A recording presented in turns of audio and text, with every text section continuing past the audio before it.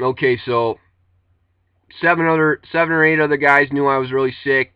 They didn't want to be around me. They didn't want to possibly catch whatever STDs I had from the toilet seat or however. So they rolled me out of the 8-man cell in F, and I was glad because there was a lot of toxic mold in there. Not as bad as EPOD, but bad enough. So they put me in this 1-man cell in G. Now there was drunken bum puke all over the side of the walls. They never bothered to clean it. It was so caked up, you needed like a spackling knife or a razor blade in a week to scrape it. But I managed to get it clean enough in there so I could tolerate living in there. Um,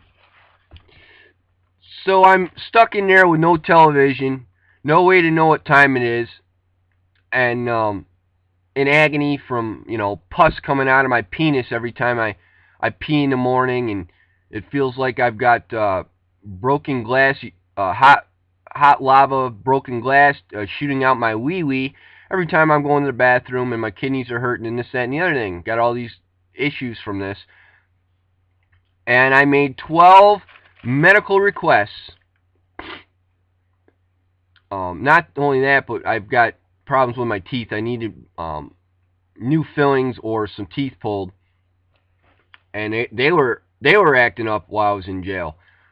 Um, 12 medical requests, and they just deny you, deny you, deny you, ignore you, ignore you, ignore you, make up excuses. Now I have I have Medicare because of my disabilities. I have Medicare A, B, C, and D, and I had money on my card, my debit card for my disability.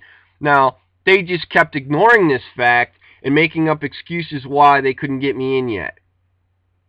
And they do this to everybody. There's a story being written right now or soon about all of this or some of this. So people have died in there from lack of medical care. Okay, or died on the way out from not getting the treatment they needed or not being given the meds that they're used to. So they're starting to open up the Pandora's box on what's going on here, on top of the mold in the jail and all the other stuff they do. But my legal mail was being read, and some of it was being tampered with by one of the sergeants there.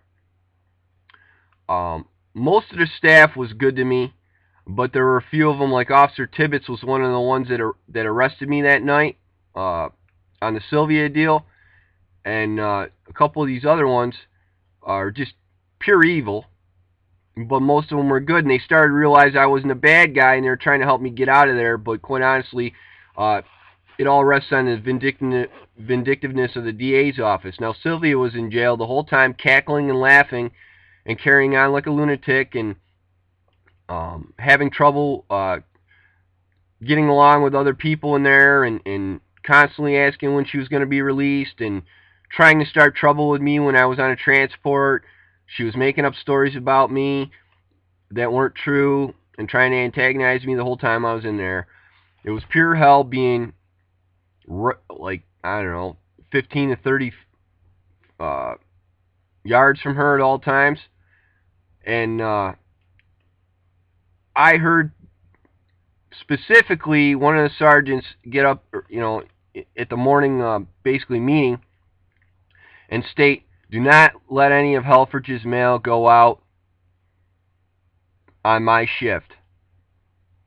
Okay, so they weren't letting me put money on my books, which I had money to put on my books to call a real attorney to get me out of there.